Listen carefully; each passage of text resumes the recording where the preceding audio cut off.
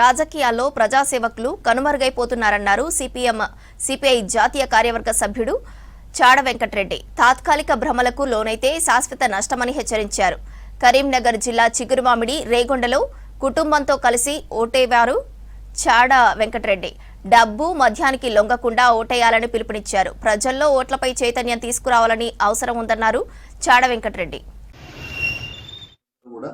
మరి వాళ్ళ ఆచితూచి ఎవరైతే ప్రజలకు మధ్య ఉండి ప్రజాసేవకు అంకితం అవుతారో అభివృద్ధి కార్యక్రమాలు చేయాలి, ప్రజా సమస్యలు పట్టించుకొని మరి అన్యాయాలు ఎదిరించే పరిస్థితి చేస్తేనే ఆ గుర్తింపు పొందుతారని చెప్పేసి తెలియపరుస్తూ ఓటర్ మహాశయులందరూ కూడా ఇవాళ మంచిని గుర్తించాలని, మానవత్వాన్ని మరి తప్పనిసరిగా అవగాహన చేసుకొని ముందుకు పోవాలని చెప్పి, మంచి వాళ్ళకే అంటే ప్రజాసేవకులకే ఓట్లే అని చెప్పి ప్రజాసేవ చేస్తున్న గెలిపించాలి.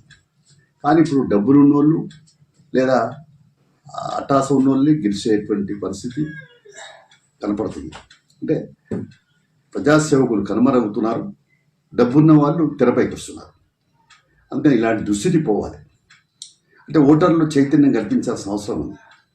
అయితే పాలకులు కూడా ఈ సంక్షేమ పథకాలను ఎరచూపెట్టి చేపలు పట్టినట్టుగా వీటిని ఆశ చూపెట్టి ఓట్లు ఎంచుకునే పరిస్థితి వచ్చింది. అందువల్లనే ప్రజాస్వామ్యం ఇవాళ అనేక ఆటుపోట్లు ఎదుర్కొంటుందని నాకున్నటువంటి అభిప్రాయం.